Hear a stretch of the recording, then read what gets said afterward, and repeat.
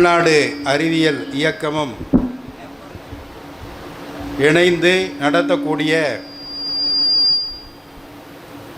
புதுக்கோட்டை புத்தக திருவிழாவிலே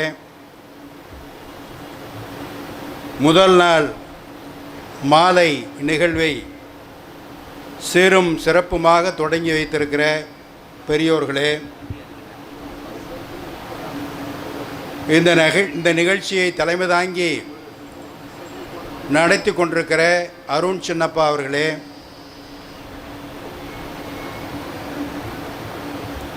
என்னோடு சேர்ந்து இந்த கருத்தரங்க அமர்வை சிந்தனை அரங்காக செழிப்பாக்க வந்திருக்கிற புதிய தலைமுறையின் செய்தி ஆசிரியர் அன்பிற்கினிய சகோதரர் கார்த்திகேயன் அவர்களே, வரவேற்புரையாற்றிய அன்பிற்கினிய சகோதரர் மணவாளன் அவர்களே, மேடையில் அமர்ந்திருக்கிற பெருமக்களே, என்னை வரவேற்று தொடர்ந்து என்னோடு தொடர்பில் இருந்து இங்கே இந்த ஒளிவாங்கி முன் நிறுத்தி இருக்கக்கூடிய இனிய சகோதரர் கவிஞர் பேச்சாளர் அன்பிற்கினிய ஜிவி சார் அவர்களே, சண்முகநாதன் பொறியியல் கல்லூரியில் நான் கோடை பண்பலையில் பணியாற்றிய காலத்தில் பல்வேறு சிறப்பு நிகழ்ச்சியை நடத்துவதற்கு உறுதுணையாக இருந்த அந்த கல்லூரியினுடைய மக்கள் தொடர்பு அலுவலர் மரியாதைக்குரிய சகோதரர் பழ அசோக்குமார் அவர்களே, அவருடைய துணைவியார் வழக்கறிஞர் சங்கீதா அவர்களே, மேடையில் அமர்ந்திருக்கிற சான்றோர்களே, எனக்கு நினைவு பரிசு வழங்கிய ஐயா கவிஞர் முத்துநிலவன் அவர்களே, கூடியிருக்கிற பெரியோர்களே, பரிசுகளை வாங்கி கொண்டு இடத்த காலி பண்ணி ரொம்ப சந்தோஷமாக இல்லம் திரும்பி இருக்கிற கலை கண்மணிகளே, அதுக்கு மேலேன்னு போனால் கடைசியில் என்னதான் மிஞ்ச போகுது அப்படிங்கிறதான் கேள்வி. என் தலைப்பு அதுதான். பெரும்பாலும் இந்த மாதிரி அரங்கங்களுக்கு செல்லும்போது இந்த மாணவர்களெல்லாம் கூப்பிட்டு உட்கார வச்சுருப்பாங்க. பரிசு எப்போ கொடுப்பாங்க, அப்போ காலி பண்ணுவோம்னு அவங்களும் நெளிஞ்சிக்கிட்டு உட்காந்துருப்பாங்க. நாங்களும் எங்கள் பேச்சைத்தான் கேட்குறாங்கன்னு ரொம்ப வேகமாக பேசி முடித்து கடைசியில் அனுப்பி வைப்பாங்க. இப்போ அப்படி இல்லை, எல்லாருக்கும் பரிசு கொடுத்தாச்சு. மேடையில் இருக்கிறவங்க உட்பட எல்லாருக்கும் பரிசு கொடுத்தாச்சு. நினைவு பரிசு கவர் மட்டும்தான் பாக்கி. கொடுத்தா கிளம்பிடலாம், நாங்களும் சிறப்பு விருந்தினர்களும் கிளம்பிடலாம். இதற்கு மேலே என்ன, இந்த லைன்ஸ் கிளப்பு ரோட்டரி கிளப்லாம் பேச போனால் என்னென்னமோ இருக்கும், அப்படியே போய்கிட்டே இருக்கும். சிறப்பு விருந்தினர்னு கூப்பிட்டு கடைசியில் மத்தியானம் 1:30 மணிக்கு அங்கே சூடாக பிரியாணியெல்லாம் ஆக்கி அந்த வாடகையெல்லாம் இங்கே வரும்போது பேசுங்க சார் முடிஞ்சா அப்படின்வாங்க. இதுக்கு மேலே என்னத்தை பேசுறது அப்படிங்கிற நிலைமை. அதுதான் சவால். இப்போ அதற்கும் மேலே அப்படிங்கிறத அந்த தலைப்பை இன்றைக்கி நண்பர் ஜிவி அவர்களும் நண்பர் மணவாளன் அவர்களும் புதுமையான தலைப்புன்னு பாராட்டினாங்க. ரொம்ப மகிழ்ச்சியாக இருந்தது. தலைப்பு கொடுத்தாச்சு. இதை பற்றி ஒரு மணி நேரம் பேசிட்டு இதற்கு மேலே நான் ரயிலை பிடிக்க வேண்டியிருக்கிறது. அது ஒன்று நெருக்கடியை ஓடியாந்துக்கிட்டு இருக்கு. அதற்கும் மேலாக அப்படின்னு ஒரு தலைப்பை யோசிக்கும் போதே ஒரு அளவு தாண்டி எல்லை மீறி போய்கிட்டு இருக்கோம். அதுக்கு மேலே போகணும், இது சரியா தப்பா என்கிற ஒரு ஊசலாட்டத்தில் மனம் ஊடாடி கொண்டிருக்கும். அதற்கும் மேலே எல்லை மீறி போவது. திருவள்ளுவர் ஒரு அருமையான திருக்குறள் சொல்லியிருக்கிறார். நுனி கொம்பர் ஏறினார். ஏற்கனவே நுனி கிளையில் உட்காந்துருக்கான், அதே ஆடிக்கிட்டு தான் இருக்கும். எப்படி பார்த்துருக்காரு பாருங்க அந்த காட்சியை திருவள்ளுவர். நுனி கொம்பர் ஏறினார். சில சேட்டைக்காரன் இருக்கான்ல, அவன் சும்மா இருக்க மாட்டான். மாப்பிள்ளை அப்படியே தாவி அந்த மரத்து கிளைக்கு போவோமா அப்படின்னு யோசிப்பான். ஏன்னா அவன் முற்பிறவி, அவனுடைய மூதாதையர் அப்படி. ஆனால் அவன் தெளிவாக இருப்பான். மூதாதையராக இருக்கவன் என்ன பண்ணுவான்னா அவன் எப்படினாலும் பாஞ்சு அடுத்ததில் போயிடுவான். நம்மளால் முடியாது. அவனுக்கு தான் சொல்கிறாரு, இப்போ நீ வந்து மூதாதையராக உன்னை நினைத்து கொண்டு தேவையில்லாத வேலையில் அன்னெசரி அன்வான்ட் பியாண்டு அப்படின்லாம் இங்கிலீஷில் சொல்லக்கூடிய அந்த விஷயங்களுக்கெல்லாம் போகக்கூடிய ஒரு தருணம் வருது இல்லை, அதுதான் நுனிக்கொம்பர் ஏறினார் அகுது இறந்து ஊக்கின்.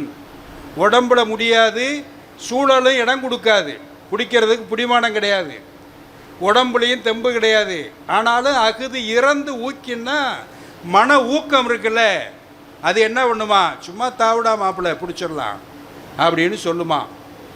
நுனிக்கொம்பர் ஏறினார் அகுது இறந்து ஊக்கின், அதை விட்டுட்டு போகணும்னு குதிக்க ஆரம்பித்தான்னா உயிர்க்கு இறுதியாகிவிடும் அப்படின்னு முடிக்கிறார் அந்த திருக்குறள். வேணாம்ப்பா செத்து போவேன், ரொம்ப தெளிவாக வெளிப்படையாக சொல்லுகிறார். உனக்கு முடிவு என்பது உன் உயிர் உன்கிட்ட இருக்காது. இது எதுக்காக சொன்னதுன்னா வலி எறிதல்ங்கிற அதிகாரத்தில் சொன்ன திருக்குறள். உன்னுடைய வலிமையை அறிந்து கொண்டு அந்த வலிமைக்கு ஏற்ற மாதிரி செயல்படு. ஒரு எல்லை வரைக்கும் போகலாம் படையெடுத்து, அதை தாண்டி அவன் பெரிய படையை நிப்பாட்டியிருக்கான் எதிர்த்தாப்பில், நீ சேர்ந்து போய் அவனை அடிக்கலாம்னு உள்ளே நுழைஞ்சின்னா அவ்வளவுதான், நுனிக்கொம்பர் அந்த எல்லை வரைக்கும் போயிட்ட அகுது இறந்து ஊக்கின், அவன் அடித்து உடனே காலி பண்ணிடுவான். உன் மன ஊக்கம் உனக்கு ஊக்கமாகப்படாது. இது வந்து நடைமுறையில் சொன்ன ஒரு அருமையான உதாரணம். இன்னொரு வழியறுதிலே இன்னொரு அருமையான திருக்குறள் சொல்லியிருக்கிறார். அது வந்து பீலிவை சாகாடும் அச்சிறும் அப்பண்டம் சால மிகுத்து பெயின் அப்படின்னு நமக்கு எல்லாம் பழக்கமான ஒரு திருக்குறள் தான். மயில் பீலிகையை ஏற்றக்கூடிய வண்டியாக இருந்தாலும் கூட, மயில் தோகை தானேப்பா, லேசாக தானே இருக்குது, அப்படியே தூக்கி வை, இன்னும் கொஞ்சம் தூக்கி வை, இன்னும் கொஞ்சம் தூக்கி வை, இன்னும் கொஞ்சம் தூக்கி வை. 10 டன்னு இரும்பும் 10 டன்னு மயில் தோகையும் எது கனமாக இருக்கும்னு கேட்டால் நம்ம என்ன சொல்லுவோம்?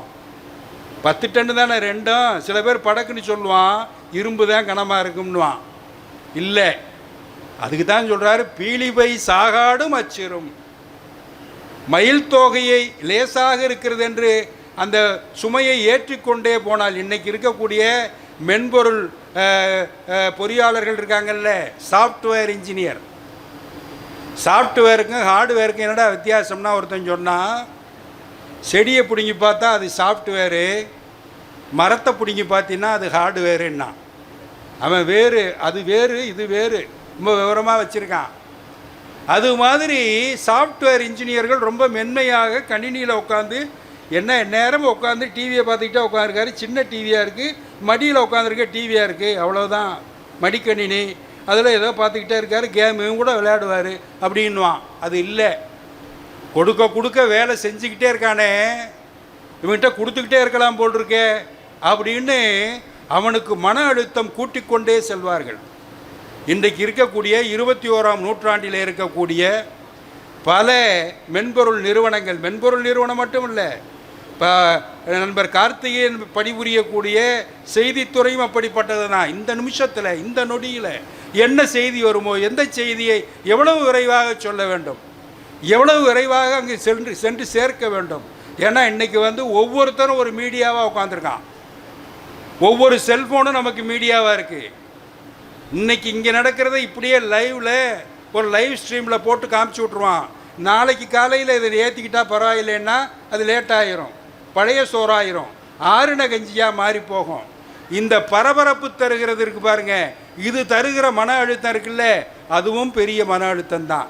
பீலிவை சாகாடும் அச்சிறும் அப்பண்டம் சால மிகுத்து பெயின். அப்போ அளவு மீறுதல், எல்லை மீறுதல், இதன் மூலமாக வரக்கூடிய பிரச்சனைகள், மனப்பரபரப்புகள் இதெல்லாம் இல்லாமல் இருக்கிறதுனா என்ன பண்ணுறது? பேசாமல் உட்காந்துருக்கிறதா? பேசாமல் உட்காந்துருக்கா? இங்கே நான் இந்த நிகழ்ச்சியை அமர்ந்து பார்த்தேன். பரதநாட்டியத்தில் ஆரம்பித்து பறை முழக்கத்தில் முடிஞ்சு ரொம்ப அற்புதமாக இருந்தது அமைப்பு முறை. எனக்கு என்ன இதில் தோணுச்சுன்னா, ஒரு காலத்தில் இசைக்கலைஞர்கள், நாட்டிய கலைஞர்கள் இவங்கெல்லாம் ஒரு ஓரத்திலே இருப்பாங்க. அவங்க மக்களோடு மக்களாக தொடர்பில் இருக்க மாட்டாங்க. அவன் பாட்டுக்காரன், அவன் கூத்துக்காரன், அவன் நாடகக்காரன் அப்படின்னு ஒதுக்கி வச்சுருப்பாங்க. ஒரு திருவிழா, ஒரு சிறப்பு நிகழ்ச்சி, இதில் மட்டும் வந்து நின்று அவங்க நிகழ்ச்சியை பண்ணிவிட்டு அப்படியே போயிடுவாங்க. இப்போ அப்படி இல்லை. இசையும் கலையும் ஜனநாயகப்படுத்தப்பட்டிருக்கிறது.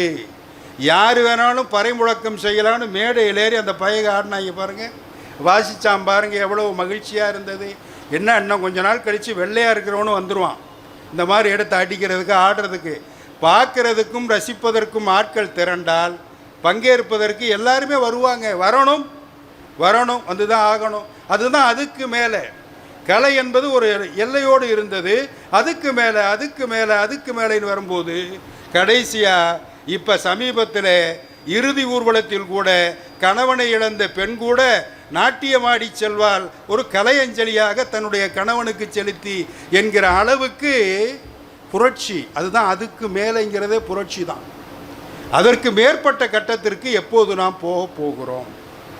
ஒரு எல்லை தாண்டி, ஒரு எல்லை தாண்டுறதுன்னா சும்மா இல்லீகல் கிடையாது, லீகலாக. அதுக்கு அடுத்து எவ்வளவு சூதானமாக எவ்வளவு பத்திரமா அதை தாண்டி போக போகிறோம்.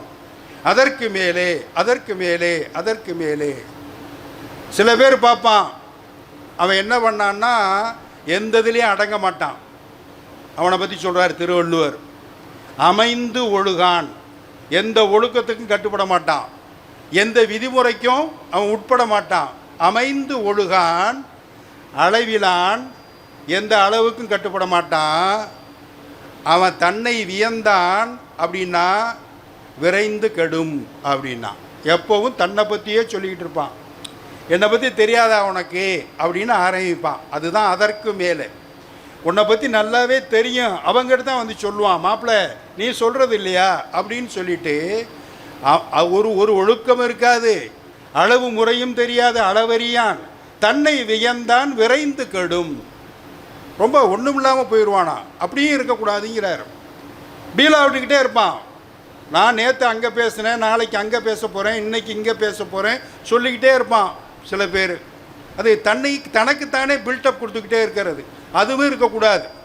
இப்போ எங்கள் ஊரெலாம் ஒருத்தன் பேர் பீலா பாண்டின்னு ஒருத்தனுக்கு பேர், எனக்கு ரொம்ப தெரிஞ்சவன். அவன் ஒரு பீலா பாண்டினா பீலா விட்டுக்கிட்டே இருப்பான். பீலா விடுறது தான் அவனுக்கு வேலை. அவன் ஒரு மதுரையில் இருக்கக்கூடிய ஒரு சாஃப்ட்வேர் கம்பெனியில் ஒரு செக்யூரிட்டியாக இருக்கான், அவ்வளோதான். அந்த கம்பெனிக்கு ஓனர் பாம்பேயில் இருக்கான். அவன் வந்தான் ஒரு நாள் மதுரைக்கு வந்து அந்த சாஃப்ட்வேர் கம்பெனியில் இருக்க தொழிலாளிகளை பூரா கூப்பிட்டு விசாரிச்சுக்கிட்டு இருந்தான். பொறியாளர்கள்லாம் கூப்பிட்டு உங்களை பற்றி சொல்லுங்கள், உங்கள் குடும்பத்தை பற்றி சொல்லுங்கன்னு எல்லாரையும் கேட்டான். கேட்டு முடிச்சுட்டு கடைசியாக வெளியே வந்தான். கேட்டில் செக்யூரிட்டி நம்மால் உட்காந்துருக்கான், பீலா பாண்டி. அவன்கிட்ட கேட்டான், உன்னைய பற்றி சொல்லுன்னு. என் பேர் பீலா பாண்டி அப்படின்னா அவன். பீலா பாண்டியா அப்படின்னு இவங்க கேட்டான். சார் நான் என் நேரமும் பொய் சொல்லுவேன்றதுக்காக எனக்கு அப்படி ஒரு பேரை வச்சுருக்காங்க, என் பேர் பாண்டி, ஆனால் பீலா விடுறதுனால பீலா பாண்டின்வான். நான் உண்மையிலேயே பீலா விட மாட்டேன் சார். உங்களுக்கு நீங்கள் யாராவது ஒரு விஐபியை சொல்லுங்கள், ஒரு பேரை சொல்லுங்கள், நிச்சயமாக அவர் எனக்கு தெரிஞ்சவராக தான் இருப்பார், பொய்யெல்லாம் கிடையாது அப்படின்னா. அப்படியா, அவன் பாம்பேலேருந்து வந்தவன், அமிதாப் பச்சனை தெரியுமான்னார். வந்திருக்கிற சிஇஓ, அவன் கம்பெனி சிஇஓ அமிதாப் பச்சன் அப்படின்னா. தெரியும், ஃப்ளைட்டு போடு பாம்பேக்கு, நாளைக்கு உனக்கு யாருன்னு காட்டுறேன் அப்படின்னா. 2 பேரும் கிளம்பி போயிட்டாங்க. போய் இறங்குனா அமிதாப் பச்சன் வீட்டில் காலிங் பல்ல அடித்தா அவன் நிலைக்கு படிக்கல, தலையை விட்டு இப்படி வெளியே வந்து, பாண்டி எப்போ வந்த, சொல்லாமல் வந்திருக்கேன்ட்டான் அவன். பார்த்தியா சார் இது யார் அப்படின்னு கேட்குறாரு. எங்கள் சிஇஓ. பார்த்தியா நம்புறியா அப்படின்னா. இருந்தாலும் அப்படின்னாரு, இழுத்தார். ஏன் வேறு யாரையும் சொல்கிறியா அப்படின்னு கேட்டான்.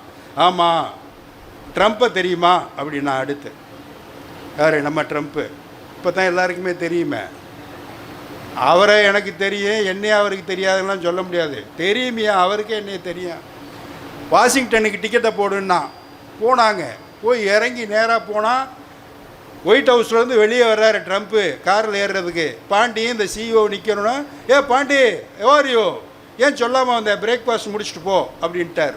பார்த்தியா ட்ரம்ப் எனக்கு தெரியுது பார்த்தியா அப்படின்னா. அப்போவும் அவன் வந்து சாட்டிஸ்ஃபை ஆகலை சிஇஓ.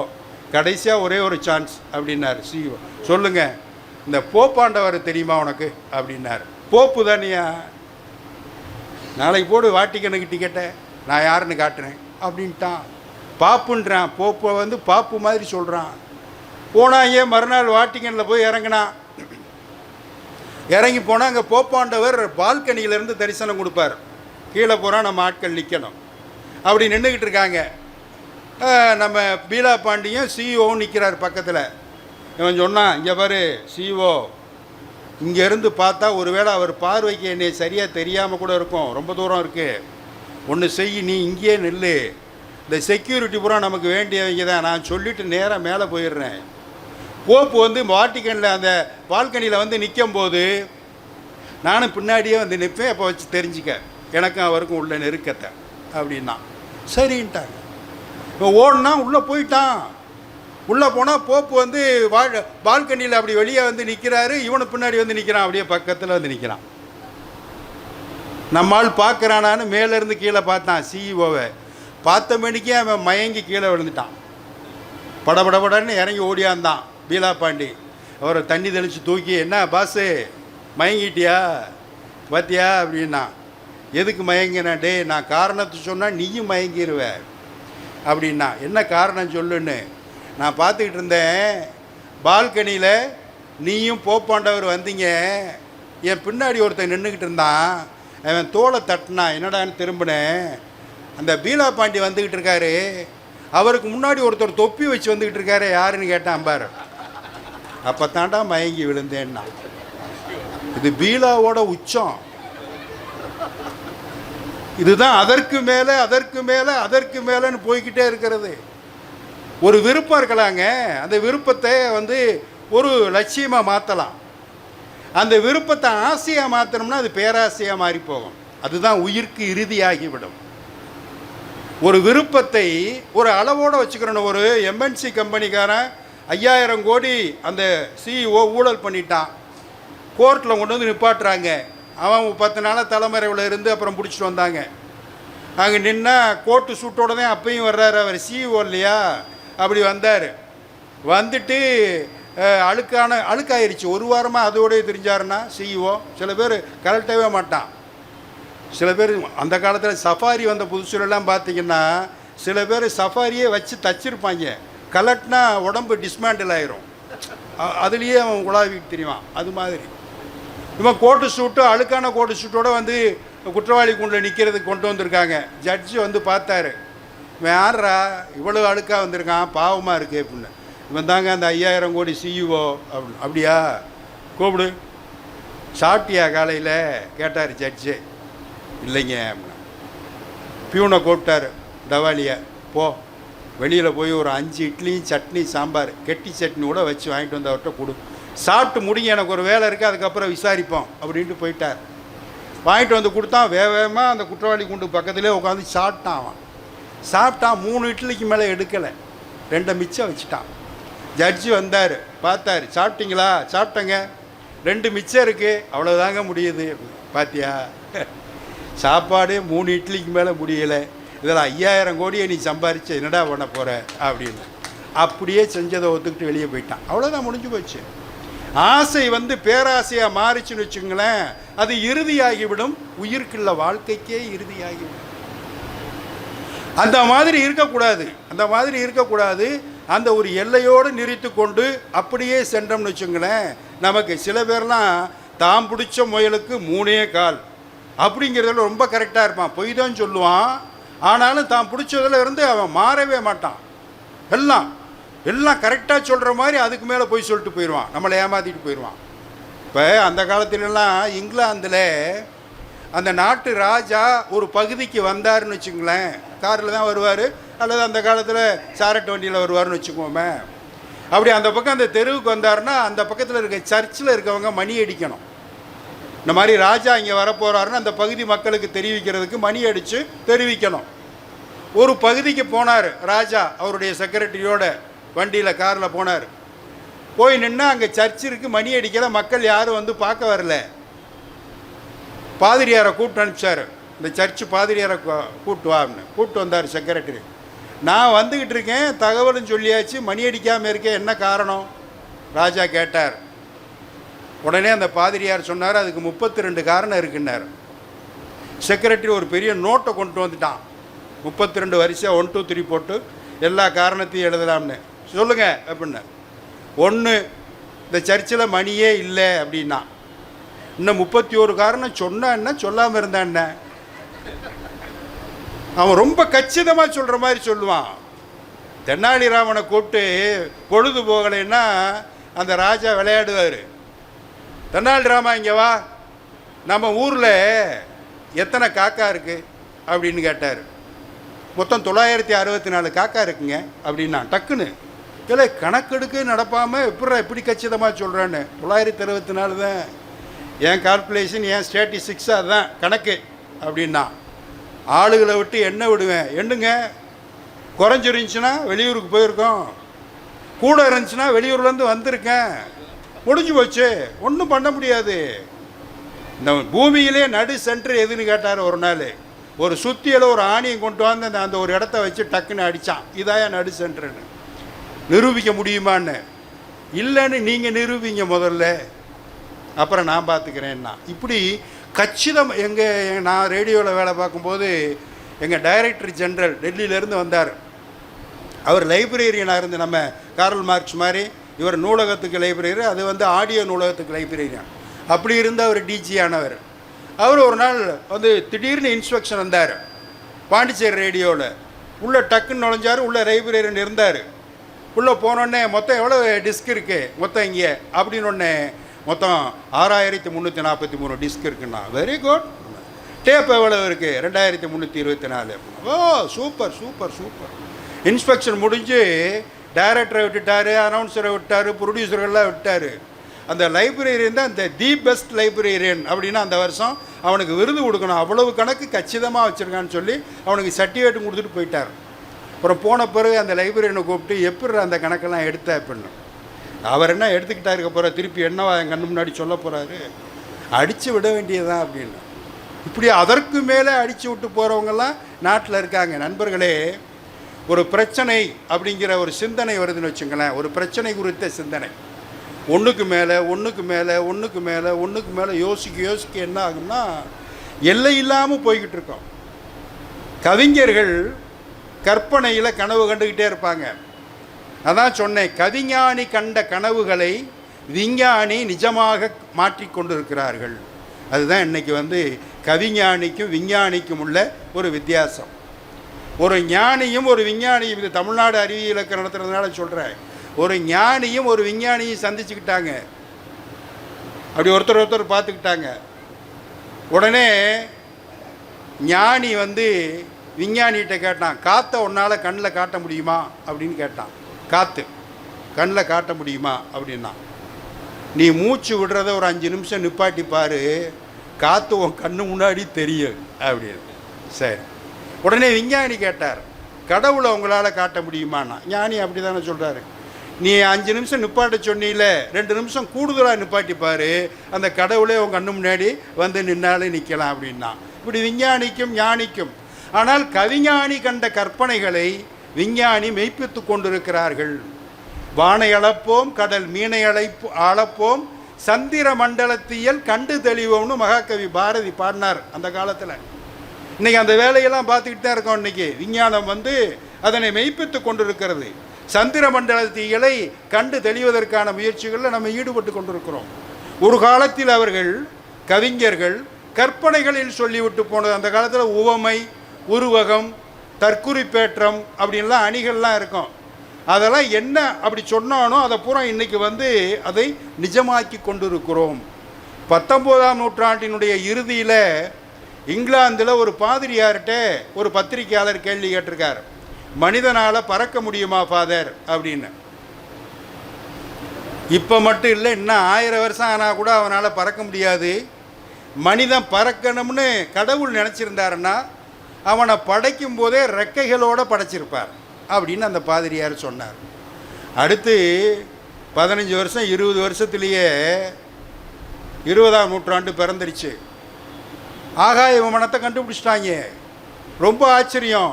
இதில் என்ன ரொம்ப ஆச்சரியம்னா, எந்த பாதிரியார் கண்டுபிடிக்கவே முடியாதுன்னு சொன்னாரோ அந்த ஆகாய விமானத்தை கண்டுபிடித்தவர்கள் அந்த பாதிரியாருடைய 2 குழந்தைகள், 2 மகன்கள், ரைட் சகோதரர்கள். பாருங்கள், அப்பாவையே பொய்யாக்கக்கூடிய அறிவியல் பிள்ளைக்கு வருகிறது. என்ன சிந்தனைனா, இதுக்கு மேலே என்ன, இதுக்கு மேலே என்ன முடியாதுன்னு ஒரு முற்றுப்புள்ளி வைத்தோம்னு வச்சுங்களேன். எல்லா கோடுகளும் எல்லா கோலங்களும் புள்ளியிலிருந்து தான் ஆரம்பமாகுது. நம்ம அது புல் ஸ்டாப்னு நினச்சிடுறோம். இல்லை, பல பேர் அதை தொடக்க புள்ளியாக எடுத்துக்கொள்கிறார்கள். அதில் புள்ளியை வச்சு ஒரு இழுங்க, கோடு வந்துடும். ஒரு கோலம் போடுங்க, வந்துடும். ஒரு டிராயிங் வந்துடும். எது வேணுமாலும் வந்துடும். அதற்கு என்ன முயற்சி? நம்பிக்கை, விடாமுயற்சி, விடா நம்பிக்கை. அப்படி தான் இப்போ இந்த உலகத்தில் எதுவுமே இல்லைன்னு சொன்னால் எதுவுமே இல்லை. ஒரு அருமையான பாட்டு, கவிஞர் வைரமுத்து அவருடைய ஒரு பாட்டு. அந்த பாட்டை நான் நிறைய தடவை ரேடியோவில் கேட்டிருக்கேன், லைவில் நான் ப்ரெசென்ட் பண்ணியிருக்கேன். அதுக்கப்புறம் பஸ்ஸில் போகும்போது போடுவாங்கல்ல பாட்டு, அதில் கேட்டுக்கிட்டு போகிறேன். எனக்கு பின்னாடி ஒருத்தன் உட்காந்துருக்கான். நான் அந்த பாட்டை லயிச்சு கேட்க ஆரம்பிச்சிருக்கேன். மியூசிக் போட்டோன்னே, அது போட்டோன்னே என்ன பாட்டுன்னா, பூவுக்குள் ஒளிந்திருக்கும் கனிக்கூட்டம் அதிசயம், வண்ணத்து பூச்சி உடம்பில் ஓவியங்கள் அதிசயம், துளை செல்லும் காற்று மெல் இசையாதல் அதிசயம், குருநாதர் இல்லாத குயில் பாட்டு அதிசயம். கேட்கும்போதே எவ்வளோ மகிழ்ச்சியாக இருக்குது. இதை நான் இப்படி ரசித்து ரசித்து ரசித்து ரசித்து ரசனையில் அப்படியே கரைஞ்சு போயிருக்கேன். அன்னைக்கு அந்த பாட்டு வருது, பூவுக்குள் ஒளிந்திருக்கும் கனி கூட்டம் அதிசயம்னொன்னே பின்னாடி உட்காந்துருக்குவேன். இதில் என்ன அதிசயம் அப்படின்னா, டக்குன்னு எனக்கு அப்படியே போச்சு. வண்ணத்து பூச்சி உடம்பில் ஓவியங்கள் அதிசயம்னா பின்னாடி அதில் என்ன அதிசயம் அப்படின்னா, துளை செல்லும் காற்று மெல் இசையாதல் அதிசயம்னா அதில் என்ன அதிசயம்னா, பூராத்தையும் ஒன்றும் இல்லாமல் காற்றை குத்தி விட்டான்ல, பலூனை குத்தி விட்டு உடைக்கிற மாதிரி புஷ்ஷுன்னு ஆகிவிட்டான். திரும்பி கேட்டா, ஏன் சார் பூவுக்குள்ளே கனி இருக்கத்தானே சார் செய்யும், இது என்ன புதுசாக சொல்கிறாரு அவர் அப்படிங்கிறான். ரசனையை ஒரு நிமிஷத்தில் மாற்றி விட்டுருவான். அதை தாண்டி போகணும், அப்படியே போகணும், அப்படியே போகணும். ஒன்றும் இல்லாததுலேருந்து தான் எதையாவது ஒன்று உருவாக்கணுங்க. ஜீரோவிலேருந்து தான் எல்லாத்தையும் எக்ஸ்என்கன்னு சொல்லி தான் ஆரம்பிக்க சொல்லுது கணக்கே.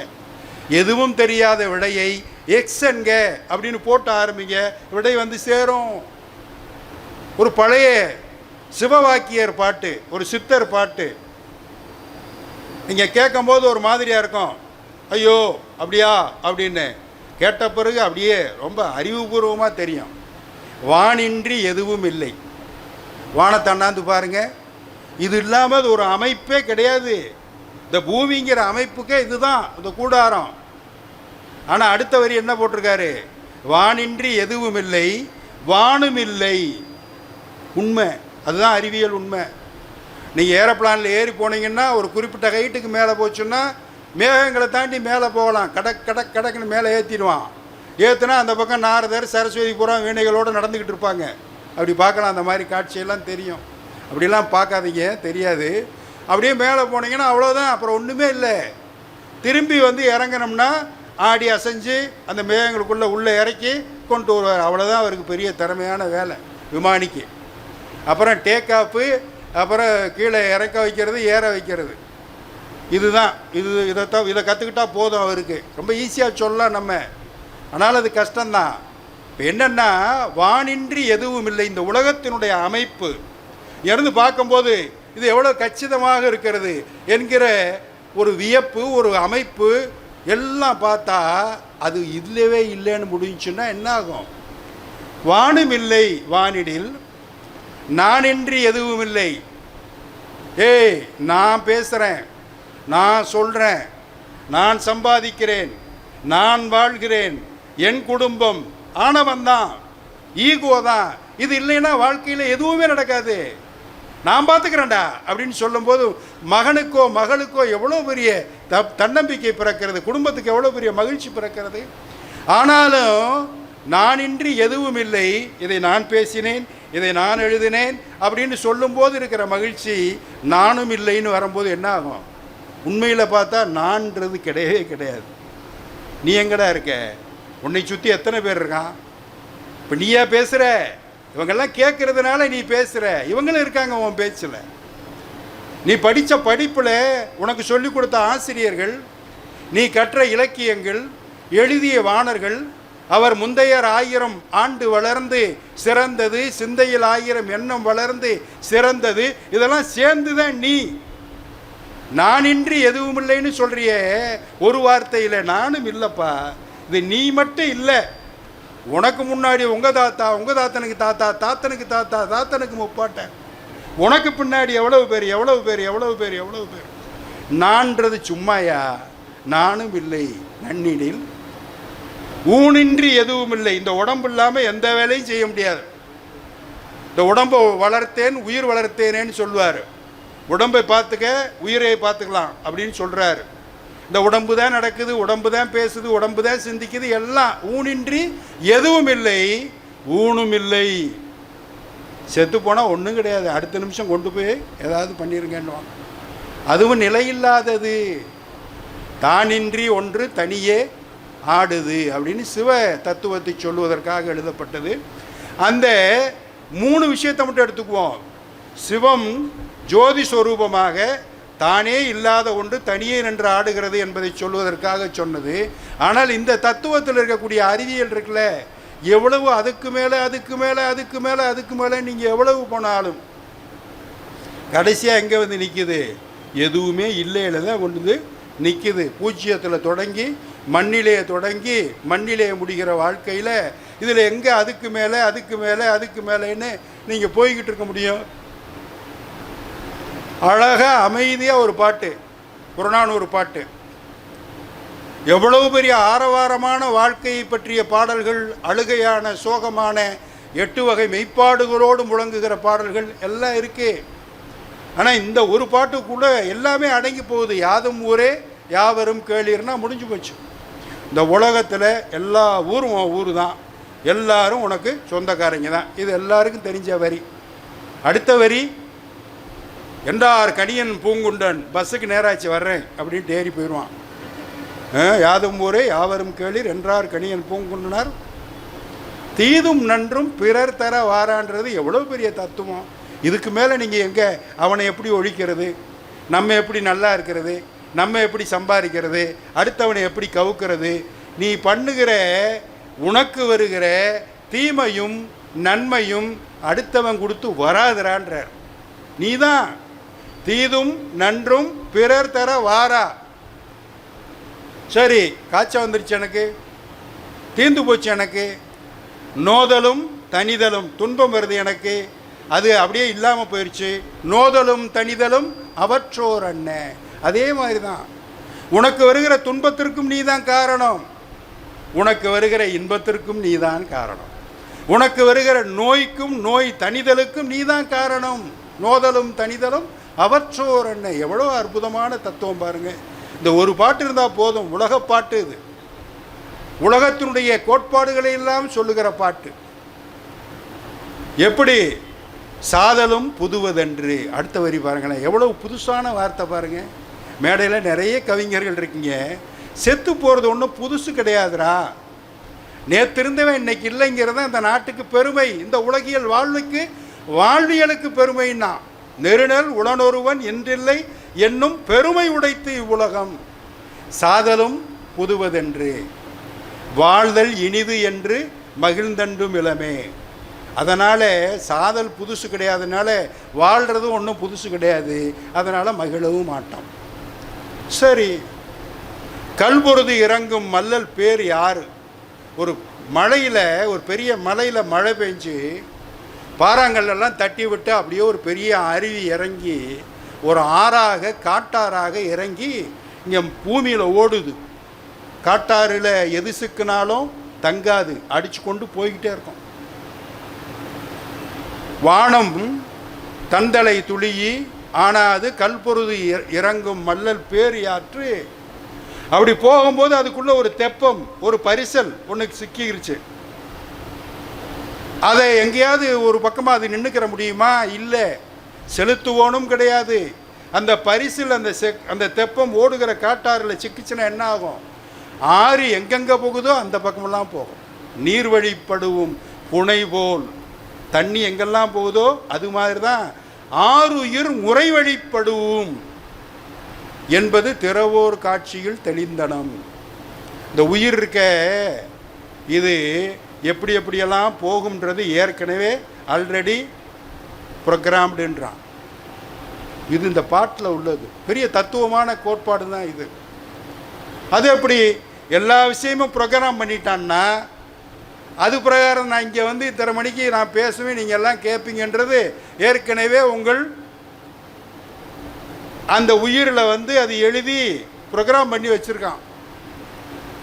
நீர் வழிப்படுவும் புனைவோல் ஆறுயிர் முறை வழிப்படுவும் என்பது பிறவோர் காட்சி. நீயா ஒன்றும் டைரக்ட் பண்ண முடியாது. இங்கிட்டு போகிறத இங்கிட்டு கூட திருப்ப முடியாது, திரும்பி கூட உட்கார முடியாது. அது போகிற போக்கில் தான் நீ போவ.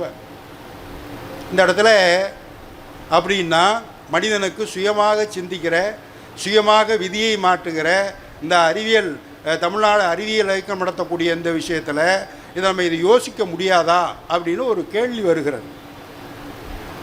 சிவஞான சித்தியார் என்கிற ஒரு அருமையான இலக்கியம், சிவஞான போதம் என்று சைவ சித்தாந்தத்தை சொல்லுகிற ஒரு அருமையான இலக்கணம், அதுக்கு விளக்கமாக வந்தது சிவஞான சித்தியார். இதெல்லாம் ரொம்ப வகுப்பெல்லாம் எடுக்க மாட்டேன், ரொம்ப எளிமையான விஷயத்தை மட்டும் சொல்ல போகிறேன். அதில் ஒரு செய்தி வருகிறது. அது என்ன அதில் சிறப்புன்னா, சிவஞான சித்தியார் எழுதினவர் ஒரு வாத்தியார், சிவஞான போதத்துக்கு விளக்கம் எழுதினார். சிவஞான போதத்தை யார் எழுதினார்னா அந்த வாத்தியாருக்கு ஸ்டூடெண்ட்டாக இருக்கிறவன் எழுதினது. தன்னுடைய மாணவனுக்கு அவர் மாணவனாக போய் உட்காந்துட்டார். அதுதான் சிறப்பு.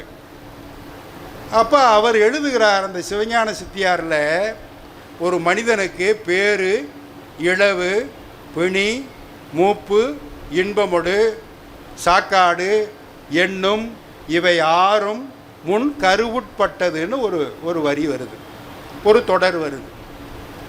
இந்த மனிதன் எப்போது பிறப்பான், எப்போது பேறு பெறுவான், எப்போது புகழடைவான், எப்போது இவன் மகிழ்ச்சியாக இருப்பான், எப்போ சாவான், எப்பப்பெல்லாம் நோய் வரும், எப்பெல்லாம் மூப்பு வரும், எப்போ இன்பமாக இருப்பான், இதெல்லாத்தையும் ஏற்கனவே கம்ப்யூட்டர் சிப்பில் ப்ரோக்ராம் பண்ணி கரு உண்டாகும் போதே அந்த அம்மா கருப்பைக்குள்ளே வச்சு தச்சு அனுப்பிச்சிட்டானான்.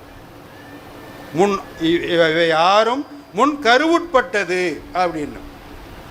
அந்த சிப்பை வச்சுக்கிட்டு தான் இந்த உடம்பு இயங்குது, இயக்கம் அப்படித்தான் நடக்குது அப்படிங்கிறது. இதில் பாதி அறிவியல் இருக்கா இல்லையா அப்படிங்கிறத இனிமேல் தான் யோசிக்கணும்.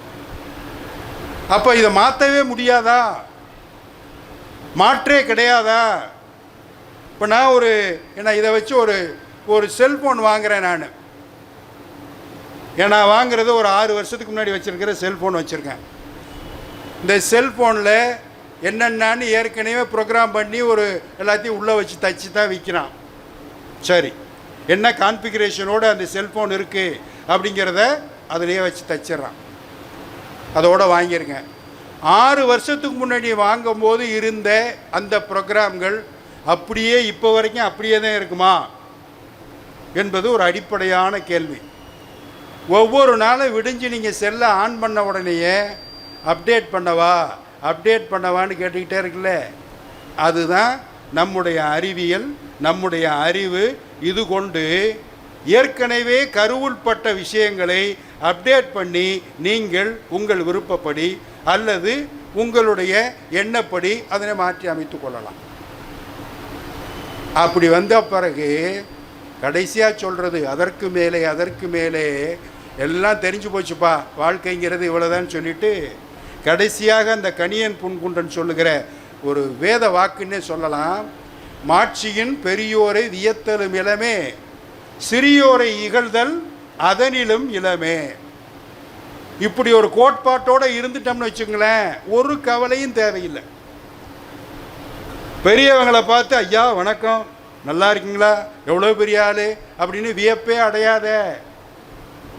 அவனுக்கு அது இருக்குது, அதனால் அவன் அப்படி இருக்கான், நாளைக்கு மாறலாம். அதனால் சின்னவனை பார்த்து, கடைநிலை ஊழியரை பார்த்து டேய் அங்கே போ இங்கே போ அப்படின்னு அவனை இகழ்ந்தும் பேசாத. உலகின் சுழற்சியில் கீழது மேலாகும், மேலது கீழாகும்னா மகாகவி பாரதி. எந்த நேரத்தில் எது நடக்கலாம், எதுவும் நடக்கலாம் அப்படிங்கிற கோட்பாடு.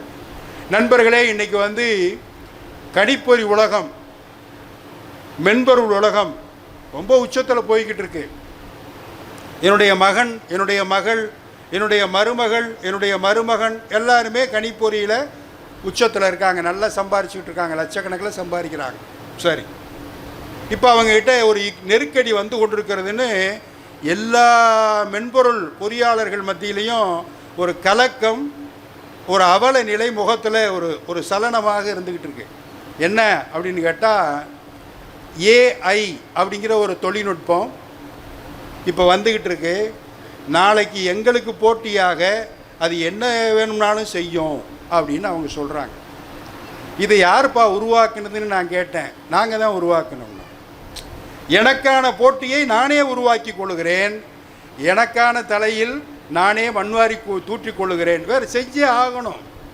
மண்ணவாரி தூத்துனா தூத்தித்தான் ஆகணும். எல்லாரும் தூத்தும் போது நம்மளும் தூத்தானே ஆகணும். நாளைக்கு அது வேறு மாதிரி கூட அமையலாம்.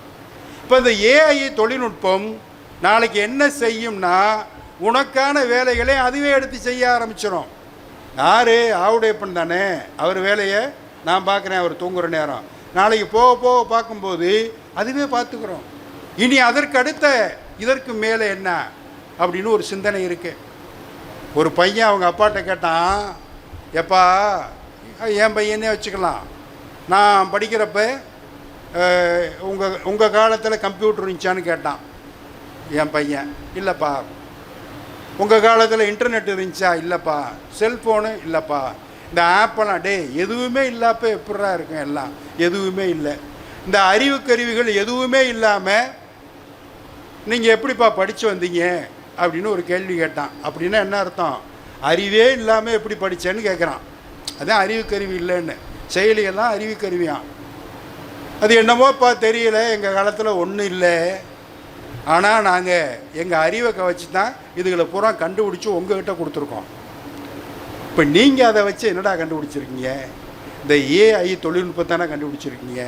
இது என்ன ஆக போகுது அப்படின்னு கேட்டால், அதற்கும் மேலே அப்படின்னு யோசிக்கும்போது நண்பர்களே, எனக்கு தெரிய பல இளைஞர்கள், பெரிய பெரிய பொறியியல் கல்லூரியில் படித்த இளைஞர்கள், பெரிய பெரிய இடங்களில், பெரிய பெரிய கல்லூரியெலாம் முக்கியம் கிடையாது, பெரிய பெரிய இடங்களில் பணிபுரியக்கூடிய மென்பொருள் பொறியாளர்கள் கனடாவில் இருக்கான், யூரோப்பில் இருக்கான், யூஎஸில் இருக்கான், எல்லாரும் சேர்ந்து என்ன செய்கிறான், நீ இந்த கல்லூரி மாணவன்லாம் ஒன்றா சேரு, அந்த கல்லூரி மாணவன்லாம் ஒன்றா சேருன்னு நம்ம ஊர்களில் இருக்கக்கூடிய முக்கியமான இடங்களில் 100 ஏக்கர் 200 ஏக்கர்னு அவன் புதுசாக நாட்டுக்கு பொருத்தம் நாமே நடத்தும் கூட்டுப்பண்ணை விவசாயம் என்பதை போல மொத்தமாக வாங்கி போட்டு புது மென்பொருள் கிராமங்களை உருவாக்கி மீண்டும் விவசாயத்தை தொடங்குவதற்கான முயற்சியில் அந்த பொறியாளர்கள்லாம் இறங்கிட்டாங்க.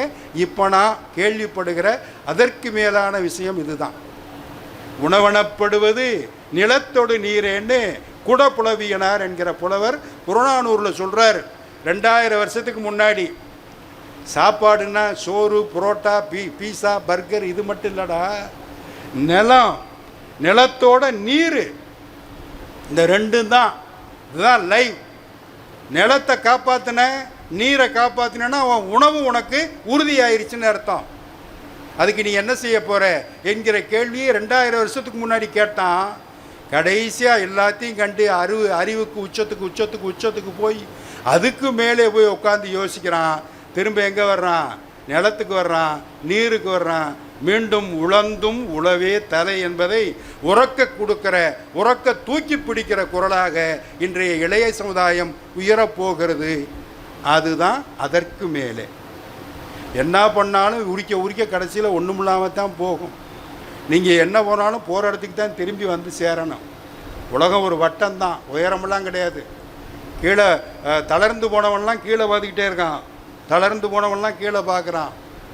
ஆனால் தைரியமாக இருக்கவன்லாம் மேலே பார்க்குறான்.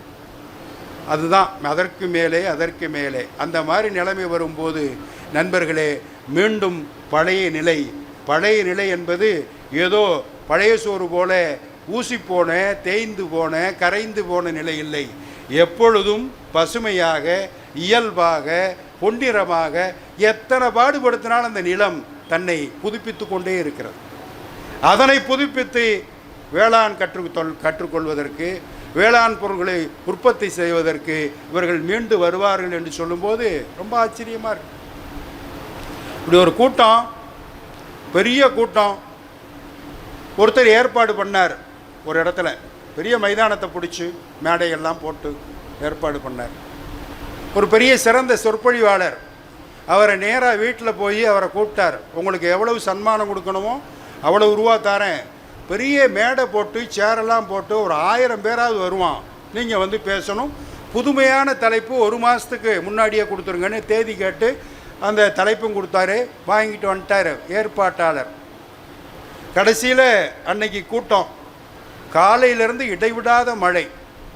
ஆனால் பேச்சாளர் பக்கத்து ஊருக்காரரு, அந்த ஊரில் இருக்காதுன்னு நினச்சிக்கிட்டு இருந்தார். ஒரு குதிரை வண்டி வந்துச்சு அவரை ஏற்றிட்டு போகிறதுக்கு.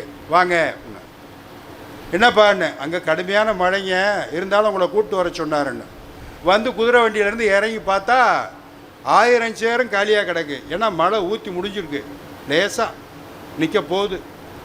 ஏற்பாடு பண்ண யாருமே இல்லை, அந்த பணம் அட்வான்ஸ் கொடுத்துட்டு போனவரும் இல்லை. இப்படி பார்த்தான், சுற்றி முற்றி பார்த்தான் சொற்பொழிவாளர். பார்த்துட்டு டக்குன்னு குதிரைக்காரன் ஒரு ஆள் தான் இருந்தான். அவனை குதிரை ஓட்டி வந்தவரை பார்த்து கேட்டார், என்னப்பா பணம் கொடுத்துட்டாங்க அட்வான்ஸாக, ஆளுகளும் இல்லை, 1000 சேர் காலியாக கிடக்கு, மழை நின்று போச்சு, இப்போ நான் என்ன பண்ணுறது அப்படின்னு. ஐயா, நான் குதிரை மேய்க்கிறவன், குதிரை வண்டிக்காரன், எனக்கு இதை பற்றியெல்லாம் ஒன்றும் தெரியாது, இருந்தாலும் எனக்கு தெரிஞ்சதை சொல்லட்டுமா? சொல்லு. என்கிட்ட ஒரு 30 குதிரை இருக்குது, லாயத்தில் கட்டி அதுக்கு தீவனமெல்லாம் வச்சு பகல் பூரா மேய அனுப்பி விடுவேன். திடீர்னு ஒரு நாள் போய் அதுக்கு தீவனம் போடலான்னு பார்க்கும்போது 30 குதிரையில் 29 குதிரை மேய போயிடுச்சு. ஒரே ஒரு குதிரை மட்டும் லாயத்தில் இருக்குது. ஒன்று தானே இருக்குது, அதுக்கு தீவனம் போடக்கூடாது அப்படின்னு விட மாட்டேன், அதுக்கு தீவனம் போட்டு தான் வருவேன் அப்படின்னு அவன் சொன்னான். கன்னத்தில் அரைஞ்ச மாதிரி இருந்துச்சு. உட்கார்றா, நான் பேசுகிறேன் அப்படின்னு வந்து நின்று, யாரும் இல்லாமல் அந்த ஒரு ஆளை பார்த்து 1 மணி நேரம் முழங்கி தள்ளிட்டான் என்னைய மாதிரி. பேசி முடிச்சுட்டு கீழே இறங்கி போய் எப்படி இருந்துச்சுன்னு, ஐயா எனக்கு அதெல்லாம் சொல்ல தெரியாது, நான் குதிரை மேய்க்கிறவன், எனக்கு அதெல்லாம் தெரியாது. 30 குதிரையில் 29 குதிரை மேய போய் ஒரு குதிரை உட்காந்துருக்கேன்னு சொல்லி 30 குதிரைக்கும் போட வேண்டிய சாப்பாட்டை மொத்தமாக ஒரு குதிரைக்கு போடக்கூடிய முட்டாள் நான் இல்லைங்க அப்படின்னா. அது மாதிரி யார் இருந்தாலும் யார் இல்லைனாலும் அதுக்கு மேலே அதுக்கு மேலே அதுக்கு மேலே நீங்கள் உட்காந்து கேட்டீங்க, ரொம்ப மகிழ்ச்சி. அதனால் காலத்தின் சுழற்சியில் மீண்டும் நல்லது நடக்கும், அதற்கு மேலே நல்லது தான். வாய்ப்புக்கு நன்றி, வணக்கம்.